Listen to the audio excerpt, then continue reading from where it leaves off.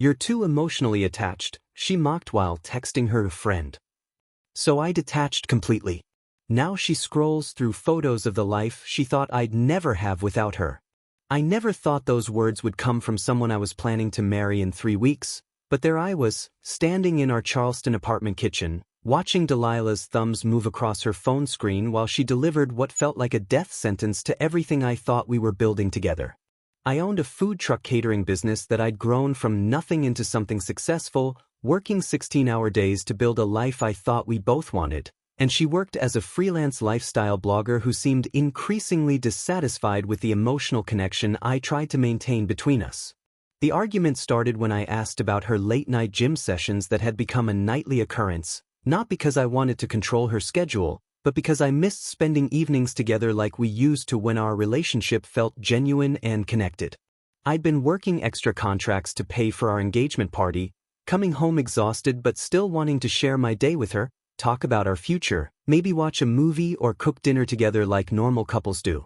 Instead, I found her getting ready to leave for another training session with Quentin, her personal trainer who seemed to require an unusual amount of after-hours consultation time and whose name appeared in her conversations with increasing frequency. When I mentioned that I felt like we barely saw each other anymore and suggested maybe we could spend one evening together without her rushing off to the gym, she looked up from her phone with this expression of pure annoyance, like I'd just asked her to sacrifice her firstborn child for my happiness. She told me I was being too emotionally attached, that my need for quality time together was suffocating her growth as an individual, and that I needed to develop some emotional independence instead of expecting her to be my primary source of connection and validation. The way she said it made me feel pathetic, like wanting to spend time with my fiancé was some kind of character defect that proved I was weak and needy rather than someone who valued genuine intimacy. What made it worse was watching her type messages throughout the entire conversation,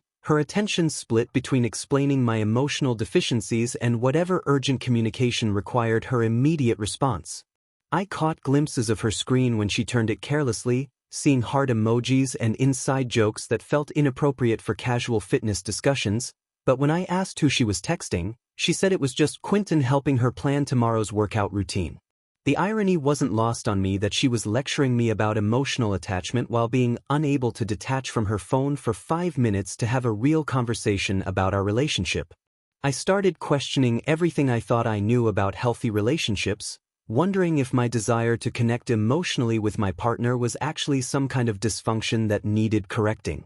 Maybe other successful couples maintained more distance, focused on individual growth rather than building something together, communicated through scheduling apps rather than meaningful conversations. Her words planted this seed of doubt that made me analyze every interaction we'd ever had, looking for evidence that I'd been too clingy, too invested, too emotionally available in ways that somehow damaged our dynamic. I began wondering if the emotional intimacy I'd always considered the foundation of love was actually the thing destroying it, and whether I needed to fundamentally change who I was to become the kind of partner she could actually respect and want to marry. That night, lying in bed listening to her text notifications ping constantly while she claimed to be setting her alarm for tomorrow's early training session, I realized I was about to marry someone who saw my emotional investment as a problem to be solved rather than a gift to be treasured. The woman I'd planned to spend my life with had just told me that caring about her was unhealthy, that wanting to spend time together was suffocating, and that my emotional attachment was preventing both of us from becoming the people we were supposed to be. I stared at the ceiling until dawn, wondering how I'd become so wrong about something that had always felt so right, and whether the emotional detachment she demanded was something I could actually learn to embrace. The truth about Delilah's manipulations started revealing itself through the most unexpected source. Her 3 closest friends who began reaching out to me individually as our engagement party planning intensified over the following weeks. Ivy, who'd known Delilah since childhood, was the first to approach me during a coffee meeting that was supposed to be about catering arrangements for the party, but quickly turned into something much more significant when she asked if I was really okay with how Delilah had been treating me lately. I told her everything was fine, that we were just working through some communication issues, but Ivy's expression told me she wasn't buying my diplomatic response, and she gently explained that Delilah had been characterizing me as suffocating and emotionally needy to everyone in their friend group. According to Ivy, Delilah had been complaining for months about my clingy behavior, describing our relationship dynamic as exhausting because I expected too much emotional availability from her, and she'd been portraying my concern about her late-night gym sessions as controlling and possessive rather than the natural worry of a partner who missed spending time together. What shocked me most was learning that Delilah had been simultaneously bragging about her fitness journey with Quentin, describing their training sessions in detail that went far beyond professional boundaries, talking about how he understood her goals and supported her growth in ways that I apparently couldn't comprehend. Ivy seemed genuinely uncomfortable sharing this information, but she felt I deserved to know that my fiancé had been systematically undermining my character while building up another man's importance in her life. Celeste, Delilah's college sorority sister, reached out the following week under the pretense of discussing party logistics, but her real agenda became clear when she started asking pointed questions about our financial arrangements and whether I felt like I was carrying an unfair burden in the relationship. She revealed that Delilah had been borrowing money from multiple friends to purchase expensive workout clothes and supplements, claiming that I was financially controlling and refused to support her health and fitness goals, which was completely untrue since I'd never questioned any of her purchases and had actually encouraged her gym membership. Celeste showed me receipts for loans totaling over $1,500 that Delilah had requested for various fitness-related expenses, always accompanied by stories about how I didn't understand her need for quality gear and proper nutrition to support her transformation. The most damaging revelation came from Piper, Delilah's colleague from her blogging network, who contacted me after seeing some concerning posts in their private social media groups where content creators shared strategies for growing their audiences and monetizing their personal lives. Piper explained that Delilah had been discussing our engagement as a content opportunity, planning to document our wedding journey for her blog while simultaneously keeping her romantic options open because she wasn't sure if marriage was the right choice for her brand development. She showed me screenshots of posts where Delilah had mocked my food truck business as just a food truck, dismissing my entrepreneurial success and calling me her stepping stone to something better, someone who provided stability while she figured out what she really wanted from life. Each conversation with these women revealed another layer of Delilah's deception, painting a picture of someone who had been living a completely different reality than the one she presented to me, someone who saw our relationship not as a partnership but as a temporary arrangement that served her immediate needs while she explored other possibilities. What struck me most was how genuinely concerned these women seemed about my well-being, how they'd each independently decided that I deserved to know the truth about what Delilah was saying behind my back, and how they'd all expressed admiration for my dedication to building something meaningful with someone who was actively undermining those efforts. They painted a picture of a man who was being emotionally manipulated by someone who had convinced him that his normal relationship expectations were character flaws, and their collective testimony made me realize that everything I'd been questioning about myself was actually evidence of my emotional health rather than dysfunction. The most disturbing part was discovering that Delilah had been orchestrating this narrative for months, carefully crafting a version of our relationship where I was the problem that needed solving rather than a partner who deserved respect and honesty. She'd been telling these women that I was holding her back from personal growth, that my emotional needs were exhausting her creativity and preventing her from reaching her full potential as both a blogger and an individual.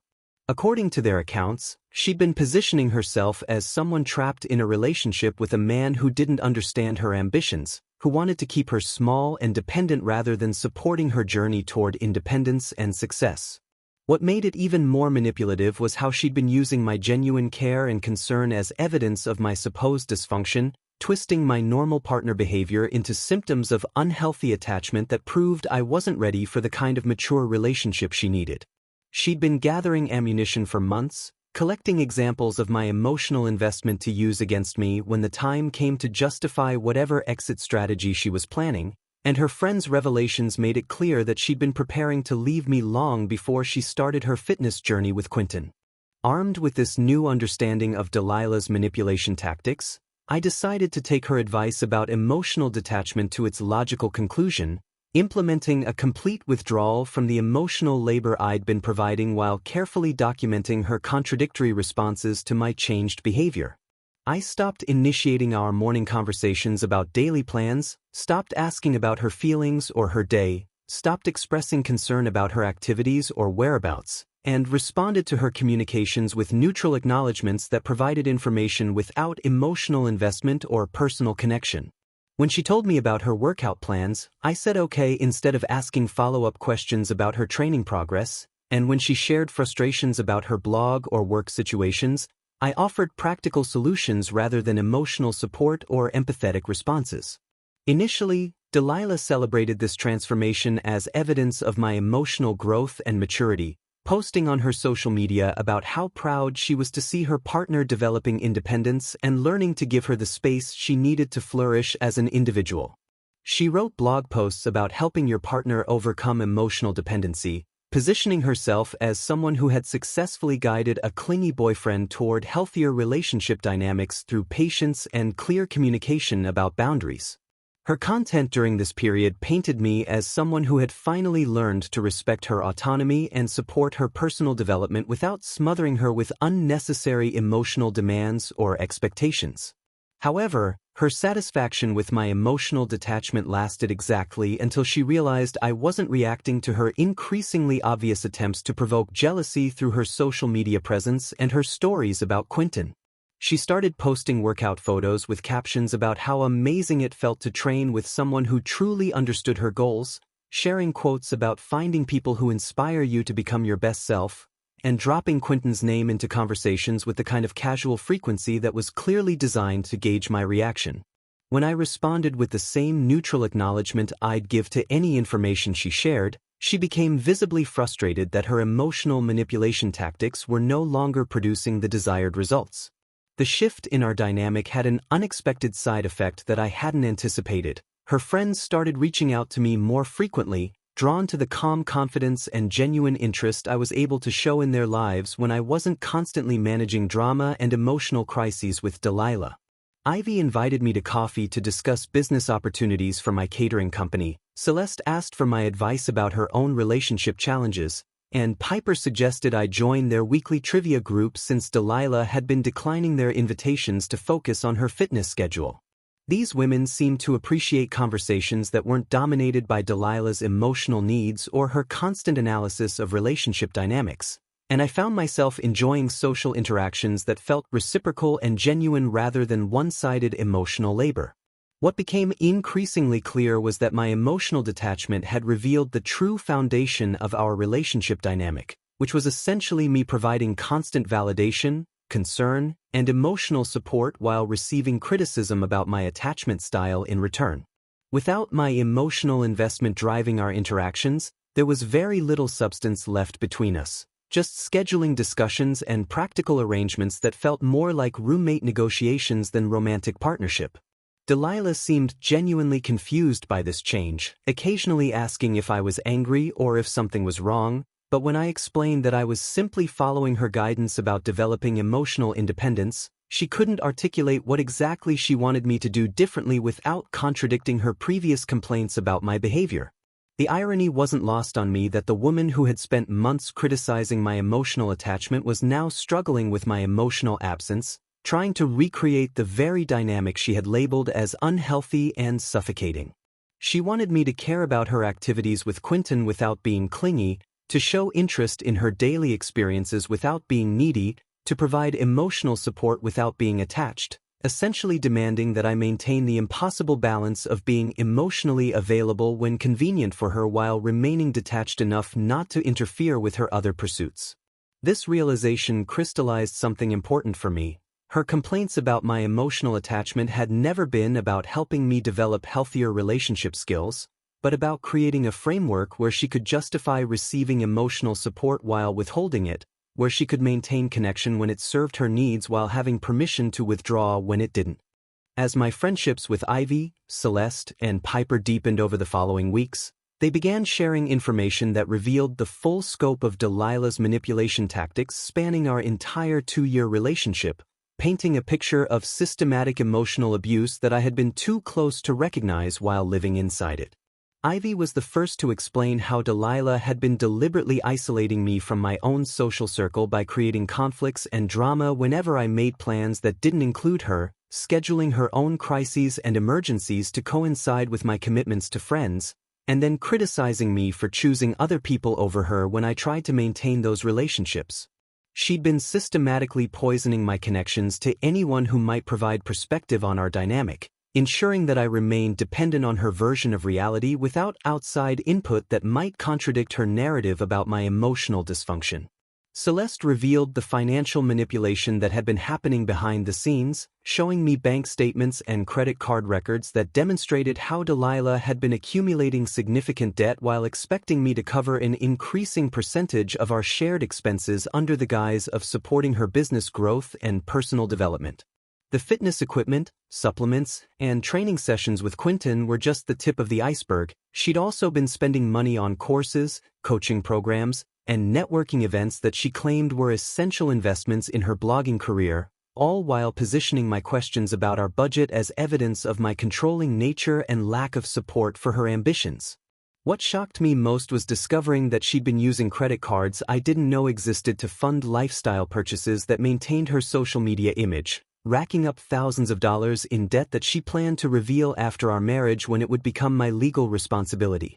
Piper's evidence was perhaps the most damaging because it included screenshots and documents that proved Delilah's exit strategy had been in development for months before she'd ever mentioned feeling suffocated or emotionally overwhelmed by our relationship. She'd been maintaining an active dating profile on multiple platforms, describing herself as someone exploring her options and figuring out what she really wanted from life, using photos from our vacations and dates while claiming to be single and available for new connections. The job applications Piper showed me were all in different cities, primarily locations where she'd identified potential romantic prospects or business opportunities that aligned with her lifestyle brand, and her conversations in blogger networking groups revealed detailed plans for leveraging a broken engagement as content that would generate sympathy and followers. What made these revelations even more painful was learning how these three women had watched Delilah systematically diminish my character and contributions while building up other men who showed interest in her,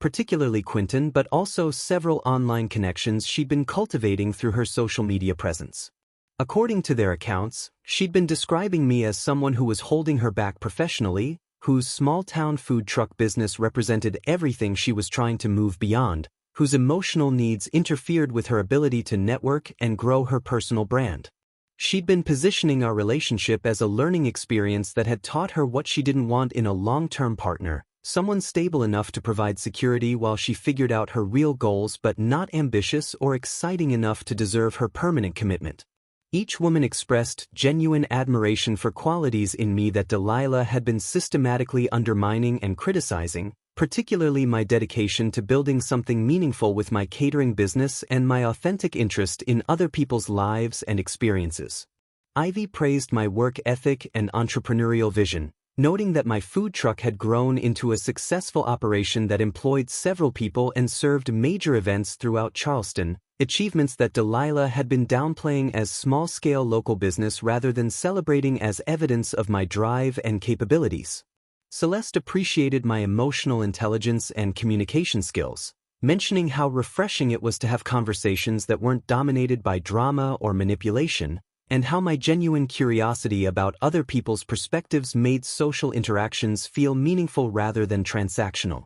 Piper was particularly insightful about the psychological dynamics she'd observed, explaining that Delilah's need to diminish my accomplishments and emotional health was actually evidence of her own insecurity about our relationship and her prospects outside of it. She pointed out that healthy, confident people don't need to tear down their partners to feel good about themselves, and that Delilah's constant criticism of my attachment style was projection of her own inability to form genuine emotional connections with anyone, including the friends she claimed to value so highly. According to Piper's analysis, Delilah was using me as emotional regulation while simultaneously resenting me for providing stability she couldn't create for herself, creating a dynamic where she needed what I offered but hated herself for needing it. The most important thing these conversations revealed was that my emotional investment in our relationship hadn't been unhealthy attachment but normal partner behavior that Delilah had weaponized to maintain control over our dynamic and justify her exploration of other options. They helped me understand that wanting to spend quality time with my fiancée, caring about her daily experiences, and expressing concern about changes in our relationship weren't signs of dysfunction but evidence of my capacity for genuine intimacy that many people would treasure rather than criticize. Their collective perspective showed me that I'd been gaslighted into believing my emotional health was the problem when the real issue was being in a relationship with someone who saw vulnerability and care as weaknesses to be exploited rather than gifts to be reciprocated. Delilah's carefully constructed fantasy relationship with Quentin imploded in the most spectacular way possible when his girlfriend Monique discovered their affair through the fitness tracking apps they'd all been using to document their workout progress and the increasingly intimate workout videos Delilah had been posting to her social media accounts. Monique, who worked as a physical therapist and understood the professional boundaries that should exist between trainers and clients, had been noticing irregularities in Quentin's schedule and the unusual amount of after-hours communication he'd been having with one particular client whose name appeared constantly in his conversations and whose workout sessions seemed to require extensive follow-up discussions and personalized attention that went far beyond normal training protocols. The confrontation happened at the gym during what was supposed to be one of Delilah's regular evening sessions with Quentin, but Monique arrived unexpectedly to find them in a compromising situation that made it impossible to maintain the fiction that their relationship was purely professional. According to the gym gossip network that reached me through mutual acquaintances, Monique had been tracking Quentin's location through their shared fitness apps and discovered that his training sessions with Delilah were lasting significantly longer than scheduled and often took place in locations that weren't the gym's main workout areas, including private consultation rooms and even Quentin's apartment when the gym was closed for equipment maintenance. Quentin immediately chose to save his own relationship over whatever he'd been building with Delilah, cutting off all contact with her without explanation and blocking her on every platform they'd been using to communicate, including the fitness apps where they'd been sharing workout data and the private social media accounts where Delilah had been posting content that subtly featured their training sessions together. His decision to prioritize Monique left Delilah completely blindsided, especially since she'd been using their connection as evidence of her desirability and proof that she had options beyond our relationship, and his sudden withdrawal forced her to confront the reality that she'd been disposable to him in ways she hadn't anticipated. The aftermath of Quentin's rejection sent Delilah into a social media spiral that was both painful and revealing to watch unfold, as she posted increasingly desperate content about fake people who use others for their own gratification and users who take advantage of genuine connections before disappearing without explanation. Her carefully curated lifestyle brand began cracking under the pressure of her emotional breakdown, with posts that swung wildly between bitter inspirational quotes about recognizing your worth and thinly veiled attacks on people who don't appreciate authenticity when they encounter it, all while maintaining the fiction that her life was proceeding exactly as planned. Meanwhile, my emotional detachment had created space for me to focus entirely on expanding my catering business, which had been thriving despite Delilah's constant dismissal of its potential for growth and success.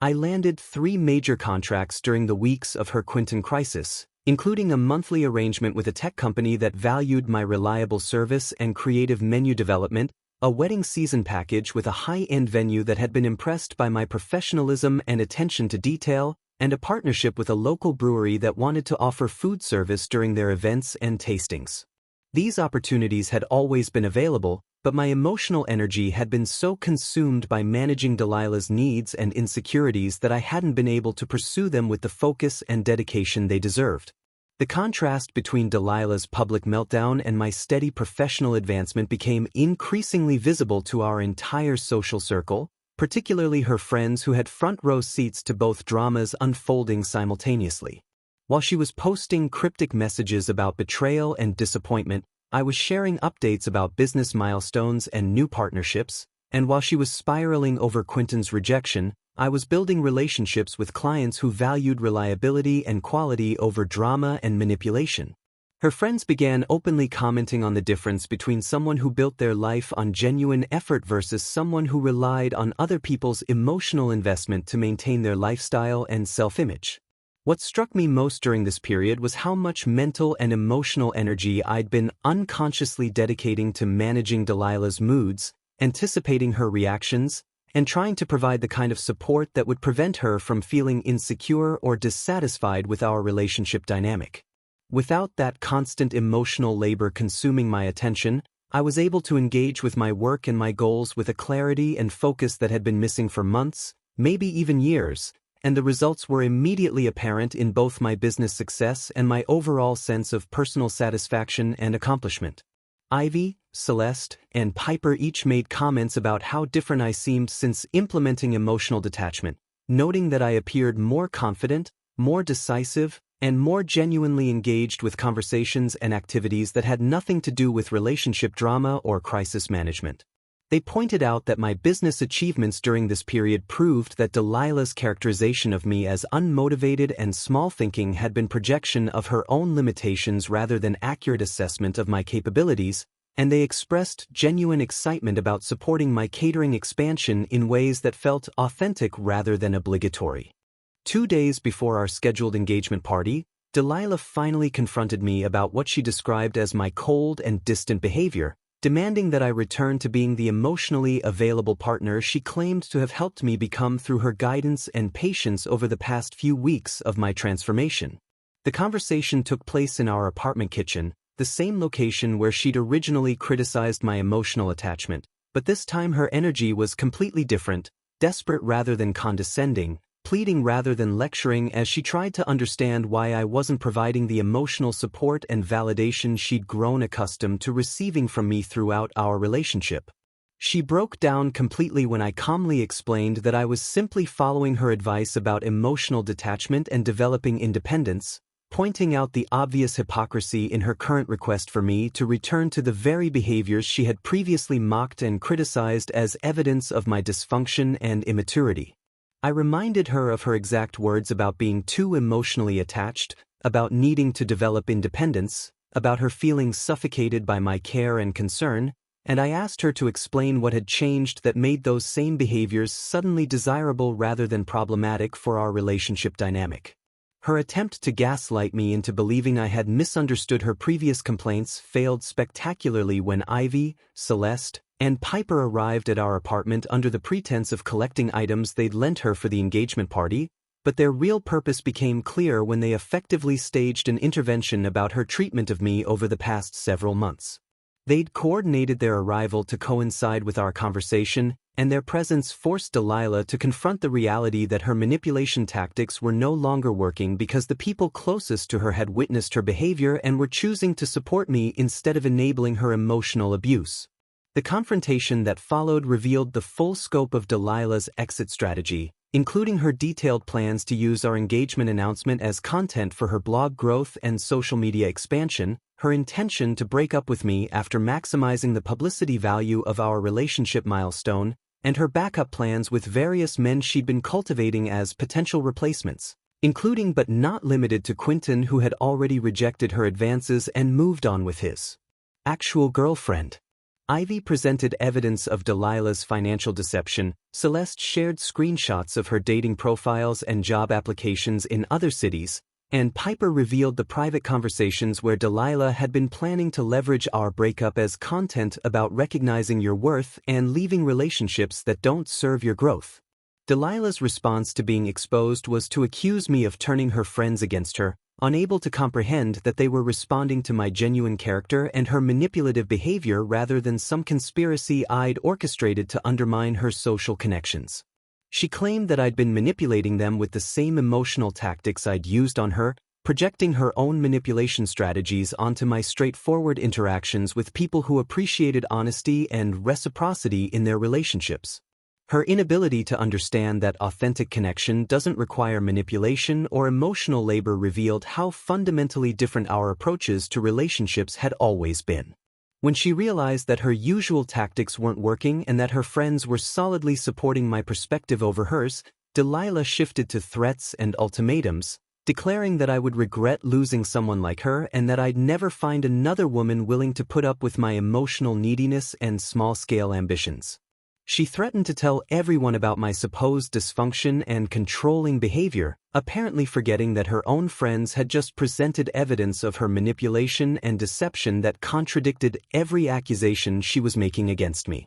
I maintained complete emotional neutrality throughout this confrontation, responding to her escalating dramatics with the same calm detachment she'd originally demanded, and I could see how much my refusal to engage emotionally was frustrating her attempts to regain control over the situation. When she finally exhausted her repertoire of manipulation tactics, I calmly canceled our engagement party, returned her belongings to the boxes her friends had brought for that purpose, and informed her that she had until the end of the week to make arrangements for moving out of the apartment we'd shared. The most satisfying moment came when Delilah tried one final manipulation by claiming she'd learned to value emotional connection and wanted to prove she'd changed, but I simply pointed out that her timing was suspiciously convenient given that Quentin had rejected her and her exit strategy had been exposed by her own friends. I explained that I was no longer interested in being someone's backup plan or emotional safety net, and that I'd learned to value myself enough to refuse relationships where my care and investment were treated as problems to be solved rather than gifts to be treasured. 1 year later, my life had transformed in ways that exceeded every goal I'd imagined possible during the darkest moments of my relationship with Delilah, proving that emotional detachment had given me the clarity and focus necessary to build something genuinely meaningful rather than just maintaining someone else's fantasy lifestyle. My catering business had expanded into a full restaurant after I'd been able to dedicate my complete attention to professional growth and authentic relationships with clients who valued quality and reliability over drama and manipulation, and the success felt even sweeter because it was built on my own merit rather than emotional labor extracted from others. The restaurant, located in downtown Charleston with a focus on locally sourced ingredients and creative takes on Southern cuisine, had become profitable within 6 months and was already being featured in regional food publications that praised both the innovative menu and the genuine hospitality that reflected my commitment to making people feel valued and cared for in healthy ways.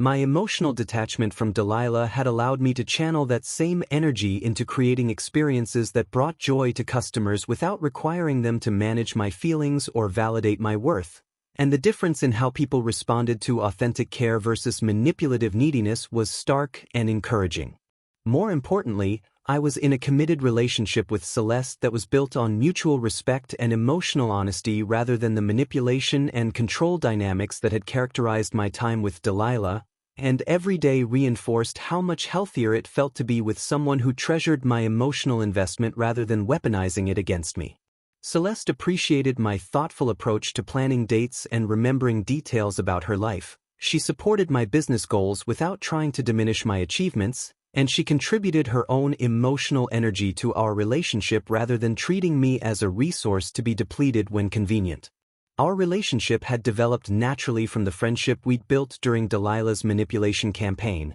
and Celeste often mentioned how attractive she found my ability to maintain boundaries and emotional stability even under pressure, qualities that had emerged more clearly once I'd stopped pouring my energy into someone who saw vulnerability as weakness rather than strength. She'd been present for my growth throughout the entire process of recognizing and recovering from emotional manipulation, and her perspective on relationships was informed by witnessing both my capacity for genuine connection and my refusal to accept treatment that didn't match my investment. Ivy and Piper remained close friends who regularly supported my restaurant and celebrated my achievements, forming a genuine social network based on shared values and mutual respect rather than the drama and crisis management that had characterized social interactions when Delilah was orchestrating conflicts to maintain control over my attention and energy. These friendships had flourished once they were no longer filtered through someone who saw other people's happiness as competition for resources, and I discovered how much more fulfilling social connections could be when they weren't constantly undermined by someone who needed to be the center of attention at all times.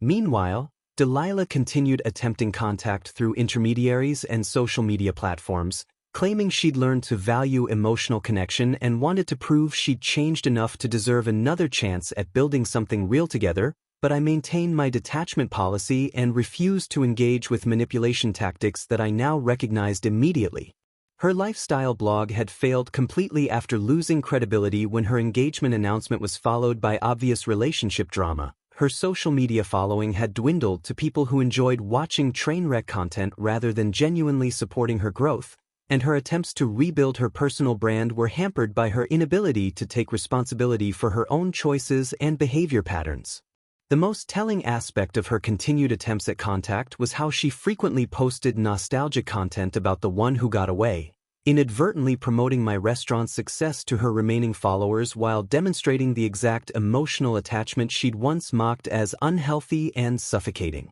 Her posts about recognizing true love too late and appreciating emotional connection only after losing it revealed that she'd finally learned to value the very qualities she'd spent months criticizing, but her timing proved that her regret was motivated by my success rather than genuine understanding of what healthy relationships required from both partners.